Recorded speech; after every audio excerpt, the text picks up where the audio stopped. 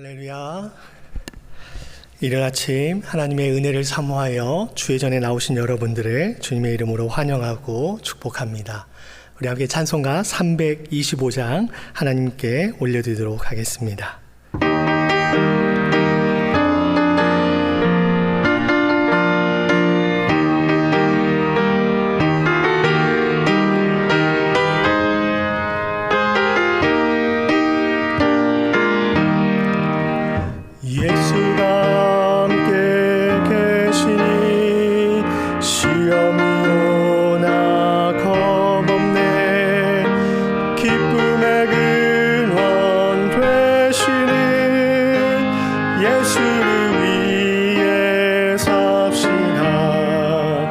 날마다 주를 섬기며 언제나 주를 기리고 그 사랑 안에 살면서 딴 길로 가지 맙시다. 이 세상 사는 동안에 주님은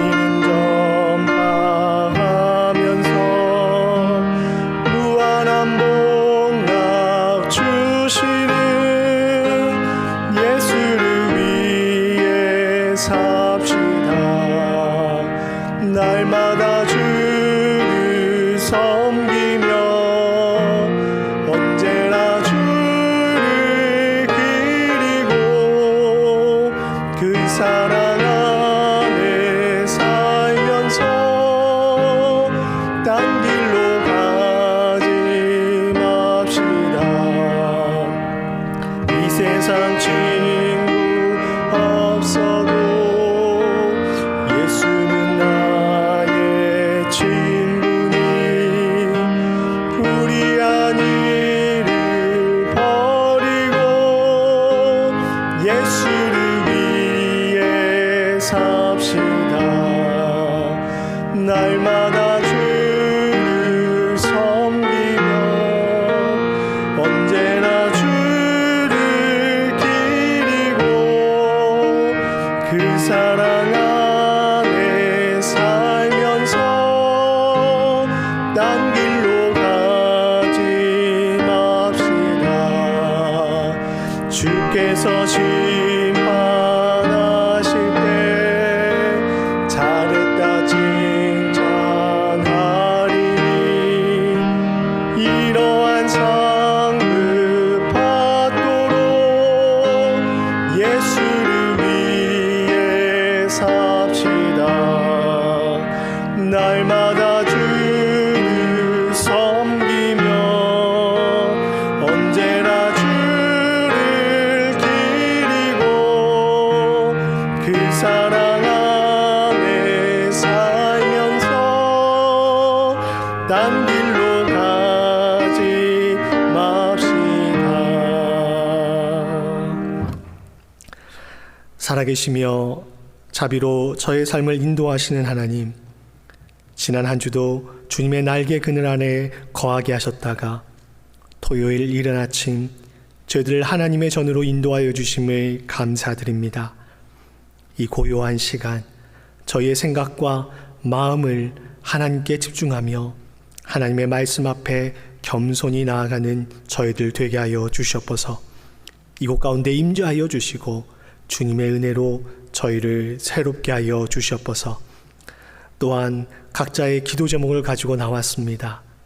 기도로 주님 앞에 나아갈 때 성령님 함께하여 주시고 위로가 필요한 자들에게는 하나님의 크신 위로로, 도움이 필요한 자들에게는 크고 놀라운 하나님의 능력으로, 주님과 사귐이 필요한 자들에게는 깊고 친밀한 사귐의 시간이 될 수 있도록 인도하여 주시옵소서. 감사드리며 예수 그리스도의 이름으로 기도하옵나이다. 아멘. 오늘 저희들에게 주신 하나님의 말씀은 데살로니가 전서 4장 13절에서 5장 11절까지의 말씀입니다. 신약 331쪽, 332쪽 어간에 있습니다. 데살로니가전서 4장 13절부터 5장 11절까지의 말씀입니다. 제가 한 절, 여러분들이 한 절 그렇게 교독하도록 하겠습니다. 형제들아, 자는 자들에 관하여는 너희가 알지 못함을 우리가 원하지 아니하노니 이는 소망 없는 다른 이와 같이 슬퍼하지 않게 하려 함이라.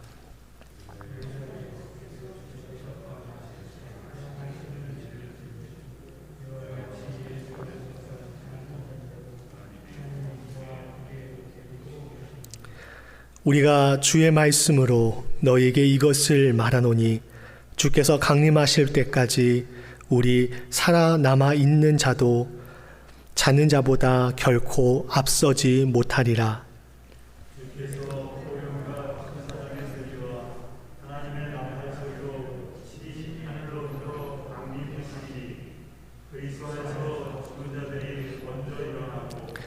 그 후에 우리 살아남은 자들도 그들과 함께 구름 속으로 끌어올려 공중에서 주를 영접하게 하시리니 그리하여 우리가 항상 주와 함께 있으리라.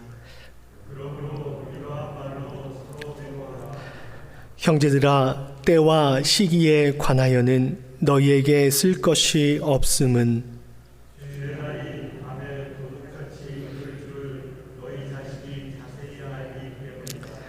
그들이 평안하다 안전하다 할 그때에 임신한 여자에게 해산의 고통이 이름과 같이 멸망이 갑자기 그들에게 이르리니 결코 피하지 못하리라.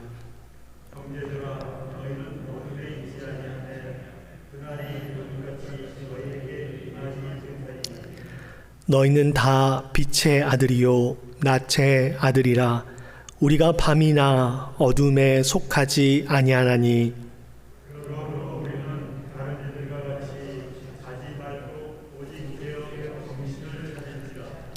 자는 자들은 밤에 자고 취하는 자들은 밤에 취하되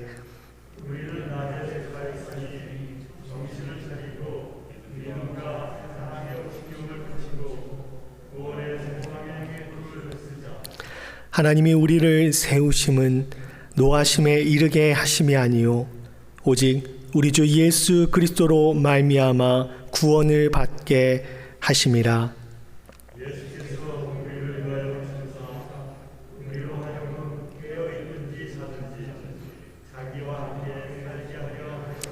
함께 하겠습니다. 그러므로 피차 권면하고 서로 덕을 세우기를 너희가 하는 것 같이 하라. 아멘. 좋으신 우리 주님의 은혜와 평강이 여러분들과 함께 하시기를 바랍니다. 학문적 지식과 급격할 만한 과학의 성장으로 말미암아 지금 우리는 지식의 대홍수 속에서 살고 있습니다. 그럼에도 불구하고 여전히 우리가 알지 못하는 미지의 세계, 밝혀지지 않은 범주의 것들이 아주 많이 있습니다. 그 중에 하나가 바로 종말과 사후 세계가 아닐까 싶습니다. 언제 지구에 종말이 오는지, 또 그 이후에는 어떻게 되는지 등 우리의 삶의 종착과 관련된 내용들에 관해 많은 이들이 궁금증을 가지고 있습니다. 이러한 호기심과 관심은 비단 우리가 살고 있는 우리 시대뿐만이 아니라 인류가 시작된 이래로부터 쭉 이어져 오고 있습니다. 바울이 복음을 전한 데살로니가 교인들 역시 이에 대한 궁금증을 가지고 있었습니다. 오늘 본문 13절에서 바울은 형제들아, 자는 자들에 관하여는 너희가 알지 못함을 우리가 원하지 아니하노니 이는 소망 없는 다른 이와 같이 슬퍼하지 않게 하려 함이라 라고 말하고 있습니다. 데살로니가 교인들도 주님의 재림과 더불어 종말에 관한 궁금증을 가지고 있었는데 그들 가운데는 주님의 재림과 종말에 대한 오해와 두려움을 가진 사람들이 있었습니다. 특별히 예수님의 재림 전에 이미 죽은 자들, 즉 자는 자들, 이런 사람들이 어떻게 될 것인가 하는 그런 고민들이 그들 안에 있었던 것이죠. 그래서 행여나 예수님께서 재림하셨을 때에 자신들이 예수님의 그 재림의 행사에 참여하지 못할 것이라고 생각한 사람들이 데살로니가 교인들 안에 있었던 것입니다. 그래서 바울은 이런 그들을 향해서 너희가 예수님의 재림에 관해 오해를 하고 있다라고 하며 그들의 오해를 풀어주고 마지막 때에 소망을 갖게 하기 위하여 오늘 본문을 쓰고 있는 것입니다. 사도 바울은 예수님을 죽음 가운데 다시 살리신 하나님께서 예수를 위해 죽은 사람들과 그분에 대한 믿음을 가지고 죽은 사람들을 함께 살리시고 이 땅에 데리고 오실 것이다. 이렇게 말씀하고 있습니다. 우리가 잘 알고 있는 대로 예수님은 죽음 가운데서 부활하셨습니다. 그리고 그 예수님의 부활은 잠자는 자들의 첫 열매가 되셨지요. 그래서 예수를 주로 고백하는 사람이라면 누구든지 예수님께서 죽음을 이기시고 부활하신 것처럼 우리도 그와 같이 함께 부활하여 하나님의 천국 잔치에 참여하게 될 것입니다. 그렇게 예수님께서 재림하실 때에 어떤 일이 일어나게 될까요? 이와 관련해서는, 즉 재림과 부활에 관련해서는 2주 전에 수요 예배 때 임재승 목사님께서 오색약수 3번째 시간을 통해서 말씀을 전해 주셨습니다. 시간 관계상 그 부분에 대해서는 다루기 어렵기 때문에 혹 궁금하시거나 관심이 있으신 분들은 8월 17일 수요 예배 영상을 다시 한번 시청하시면 좋을 것 같습니다. 오늘 본문에서는 그날이 되면 어떤 일이 일어날 것인지에 대해서 다음과 같이 말하고 있습니다. 주께서 호령과 천사장의 소리와 하나님의 나팔 소리와 함께 친히 하늘로부터 강림하신다. 이렇게 말씀하고 있죠. 마치 이 땅의 왕이 화려하게 등장하는 것처럼 우리 예수님도 그렇게 등장하게 될 것이다. 오실 것이다. 말씀하고 있습니다. 그리고 이런 나팔 소리와 각양각색의 소리들은 이미 죽은 자들로 하여금 그 죽음에서 깨우쳐 일어나라고 하는 신호음, 호각 소리와도 같은 역할을 하게 될 것이다. 그렇게 기대해 볼 수 있습니다. 이러한 소리 이후에 그리스도 안에서 믿음을 가지고 죽은 자들이 일어나게 되고 아직 믿음을 가지고 있고 죽지 않은 사람이라면 그들과 함께 구름 속으로 이끌려 올라가서 공중에서 주님을 영접하게 될 것입니다. 그리고 그 이후에는 항상 우리 주님과 함께 있게 될 것이라고 오늘 말씀을 통해서 우리에게 말씀해 주고 있습니다. 여기서 중요한 포인트는 예수님께서 반드시 재림하신다라고 하는 것입니다. 그리고 그 예수님께서 재림하실 때 어떠한 상황이 벌어지게 되고 누가 먼저 부활하고 누가 주님과 함께 올림을 받느냐가 중요한 것이 아니라 마지막 때가 되면 그리스도 안에 있는 모든 사람들이 예수를 주로 고백했던 그리고 예수를 주로 고백하고 있는 모든 사람들이 예수님과 함께 영원한 교제 가운데 거하게 된다라는 것입니다. 오색약수를 통해서 임재숙 목사님께서 말씀하신 것처럼 마지막 때에 관해서는 신학자들 사이에서도 여러 갈래로 의견이 나뉜다라고 말씀을 해주셨습니다. 예수님께서 언제, 어떻게, 어디에서 오시느냐가 중요한 것이 아니라 말씀드렸던 것처럼 예수님은 어찌됐든 반드시 이 땅에 다시 오실 것이다 라는 것이 중요함을 우리는 마음속에 새겨야 하겠습니다. 사도 바울도 이에 대해서 언급을 합니다. 5장 2절부터 3절 말씀입니다. 형제들아, 때와 시기에 관하여는 너희에게 쓸 것이 없음은 주의 날이 밤에 도둑같이 이룰 줄을 너희 자신이 자세히 알기 때문이라. 아멘. 언제 어떻게 주님께서 오신다고 하십니까? 밤에 도둑같이 임한다고 말씀하고 있습니다. 이것은 아무도 예상하지 못한 때에 예수님께서 오신다는 말씀입니다. 도둑이 예고 없이 찾아오듯 우리 주님도 그렇게 예고 없이 찾아오실 것입니다.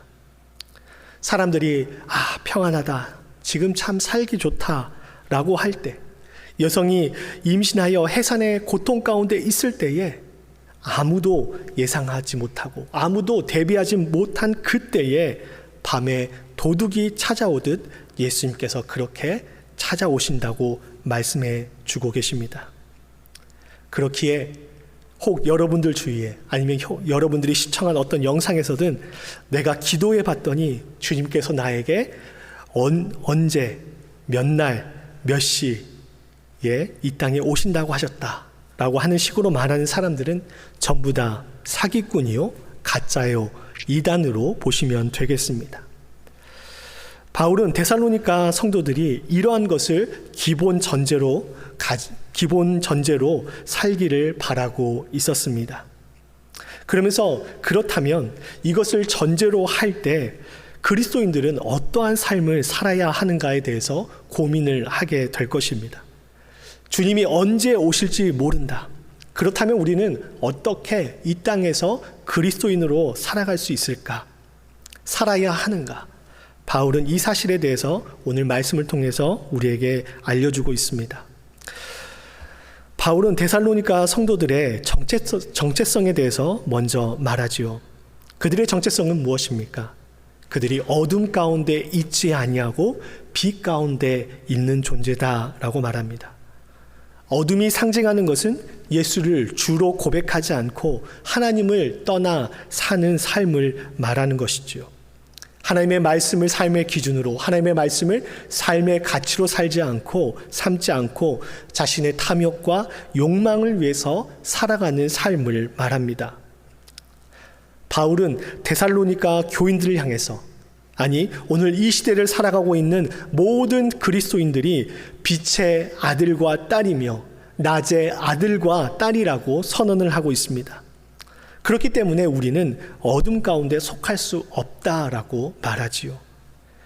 예수 그리스도의 십자가의 사건으로 말미암아 우리의 존재 자체가 바뀌었습니다.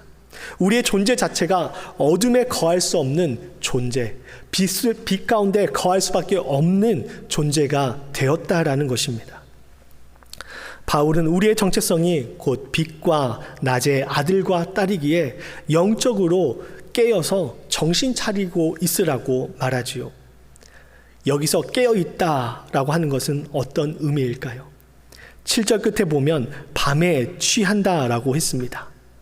술에 취한다라고 하는 것은 자신을 절제하지 못하고 자신의 탐욕을 따라서 사는 것을 상징적으로 보여준다 할 수 있겠습니다. 그리고 이어서 바울은 8절에서는 믿음과 사랑의 호심경을 붙이고 구원의 소망에 투구를 쓰라라고 말하고 있습니다. 8절에서 나온 단어들을 한번 주목해 보십시오. 호심경, 투구라고 하는 것은 전투에 나가는 군인의 복장과 관련된 단어들이죠. 바울이 이렇게 표현한 것은 재림의 그날까지 신실하게 믿음을 지키는 것이 결코 쉽지 않다는 것을 상징적으로 말해주고 있는 것입니다. 군인이 자기를 지키기 위해 훈련하여서 몸을 단련하고 나아가 전투에서 자신의 방어력과 공격력을 극강으로 만들기 위해서 갑옷과 투구, 방패와 칼을 착용하고 사용하듯 그렇게 적극적으로 주님의 재림을 기다리고 적극적으로 하나님의 말씀을 따라서 신앙생활을 하라는 것입니다. 아마 여러분 주위에도, 여러분 지인들 중에서도 한때 열심히 신앙생활하면서 뜨겁게 찬양하고 이 생명을 주님께 드리겠습니다, 주님을 위해서 살겠습니다 라고 고백했지만 주님을 떠난 분들이 계실 것입니다. 바울은 지금 그것을 경계하고 있는 것이죠. 우리의 신앙은 가만히 있는다고 지켜지는 것이 결코 아닙니다. 우리의 신앙은 가만히 있는다고 성장하는 것이 아닙니다. 강한 군인은 강한 훈련을 통해서 만들어지듯 우리의 신앙 역시도 훈련을 통해서 적극적인 노력을 통해서 성장하게 되는 것입니다. 우리의 신앙이 성장하기 위해서는 다양한 훈련이 필요하지요. 신앙의 기본이 되는 말씀이 필요하기 때문에 우리가 매일매일 말씀을 묵상하는 것입니다. 홀로 신앙생활하는 것에는 한계가 있습니다. 그래서 함께 공동체적으로 신앙생활을 하기 위해서 구역이 필요한 것이죠. 그리고 신앙생활을 함께 하는 힘을 기르고 동시에 그 신앙을 다음 세대에 전수하기 위해서 우리가 어렵지만 가정 예배를 드리고 있는 것입니다. 그렇게 말씀으로 다져진 우리의 신앙이 내부에만 머무르면 썩기 마련이기 때문에 그것을 바깥으로 내뿜기 위해서 국내외적인 선교를 우리가 하고 있는 것이고, 지역사회와 이웃을 사랑으로 섬기면서 하나님의 그 사랑을, 복음을 흘려보내고 있는 것입니다. 그런 과정들을 통해서 우리의 신앙적 근육과 지식이 성장하게 되고, 우리는 하나님의 군대로, 하나님께서 기뻐하시는 신앙으로 자연스럽게 자라나게 되는 것입니다. 여기서 우리의 신앙의 모습을 한번 살펴보기를 원합니다. 나는 나의 신앙 성장을 위해서 적극적으로 노력하고 있는가? 내 신앙은 어떤 어려움이 찾아와도 흔들리지 않는 신앙인가? 한번 고민해 보시기 바랍니다. 여기 계신 우리 이글스필드 모든 교우들의 신앙이 주님 오시는 그날까지 흔들리지 않는 신앙, 빛의 자녀로서 어둠 가운데 거하지 아니하고 어두운 세상을 밝히는 그런 신앙인이 될 수 있기를 주님의 이름으로 축원드립니다. 이어서 바울은 예수 그리스도가 우리를 위하여 죽으셨고 그를 통해 우리는 구원을 받게 되었다라고 말하고 있습니다. 우리의 어떤 노력이나 공로로 인해서 우리가 구원을 받은 것이 아닙니다. 오직 예수 그리스도의 십자가의 공로로 말미암아 그것을 믿는 자라면 깨어 있든지 잠든 자들이든지 누구든지 상관없이 예수 그리스도와 함께 영원한 삶을 살게 될 것이라고 사도 바울은 우리에게 말씀해 주고 있습니다. 결국 사도 바울이 이것을 통해서 우리에게 하는 말씀은 주님이 오시기 전에 죽었든 그때까지 호흡이 있어서 살아있든 그것이 중요한 것이 아니라 주님을 향한 신실한 믿음을 지켰는지, 아직도 그 믿음을 신실하게 지키고 있는지가 중요한 것을 우리에게 말씀해 주고 있습니다. 우리가 주님 오시는 그날까지 신실한 믿음을 지키기 위해서는 다양한 방법이 필요한데, 그 중에 우리에게 필요한 것 중에 하나가 바로 신앙의 동료, 동지입니다. 혼자보다 둘이 낫고 둘보다 셋이 낫습니다. 우리가 잘 아는 말씀이 있죠. 전도서 4장 12절에서는 다음과 같이 말씀하고 있습니다. 한 사람이면 패하겠거니와 두 사람이면 맞설 수 있나니 세 겹줄은 쉽게 끊어지지 아니하느니라. 아멘. 우리 이글스필드 공동체에 속한 성도님들이 서로가 서로에게 신앙의 삼겹줄이 되어 주셔야 합니다. 바울은 11절에서 피차 권면하라 이렇게 말씀하고 있습니다. 어떻게 권면해야 됩니까? 피차해야 합니다. 피차. 나는 받는 사람이다. 너는 주는 사람이다. 이렇게 한정짓고 편을 가르는 것이 아니라 서로가 서로에게 도움을 주고 받는 존재가 되어야 한다라는 것이죠. 여기서 권면은 encourage를 말합니다. 서로를 격려하고 용기를 북돋아주는 관계가 되라는 것이죠. 우리의 신앙이 항상 바로 서 있고 바른 길로만 가면 좋겠지만, 진리의 길로만 가면 좋겠지만 우리는 연약한 존재이죠. 그래서 흔들리기가 쉽습니다. 때로는 바른 길인지 알면서도 그 길로 가지 않고 다른 길로, 잘못된 길로 갈 때도 있습니다. 그때마다 서로가 서로를 격려하고 지지하고 응원하면서 바른 길로 갈 수 있도록 도와주어야 합니다. 함께 기도해주고 위로하고 축복하면서 이 길을 끝까지 걸어갈 수 있도록 도와주어야 한다는 것입니다. 그것을 위해서 우리가 공동체로 부름을 받은 줄 믿습니다. 그리고 그것이 바로 서로가 서로를 위하는 것이고 함께 세워져 가는 신앙이라고 말할 수 있습니다. 그런 우리의 모습들을 보면서 하나님께서는 분명 기뻐하실 것이고 주님 다시 오실 때에 우리는 어둠이 아니라 참된 빛 가운데 거하여 주님을 맞이하고 주님과 함께 영원한 사귐 가운데 있게 될 것입니다. 우리 모두가 서로가 서로에게 신앙의 삼겹줄이 되어줄 수 있기를 바랍니다. 서로가 서로를 위로하고 격려하고 축복하고 기도해주는 믿음의 동역자들이 되어서 우리 모두가 함께 주님 다시 오시는 그날까지 신실한 빛의 아들로 빛의 딸들로 살아갈 수 있는 은혜가 우리 가운데 가득 넘치기를 주님의 이름으로 축원드립니다. 우리 함께 기도하시겠습니다. 살아계신 하나님, 오늘 바울이 데살로니가 교회에 보낸 편지를 통해 주님의 다시 오심을 어떻게 기다려야 하는지를 살펴보았습니다. 저희들이 늘 깨어 있어 믿음과 사랑의 호심경을 붙이고 구원의 소망의 투구를 쓰며 서로가 서로에게 든든한 버팀목이 되어지는 그런 공동체가 되기를 원합니다. 힘들고 지친 자들을 위로하며 방황하며 주님을 떠나려고 하는 지체들이 보일 때마다 주님께서 우리를 사랑하셨듯이 그러한 마음과 모습으로 연약한 지체들을 사랑하고 품고 격려하고 위로하고 축복하는 아름다운 저희 공동체 되게 하여 주시옵소서. 그래서 우리 공동체에 있는 사람이라면 누구나, 아니 우리 공동체에 발을 내딛는 사람이라면 누구나 할 것 없이 모두 주님 다시 오실 때에 함께 기쁨으로 주님을 맞이하는 영광을 누리게 하여 주시옵소서.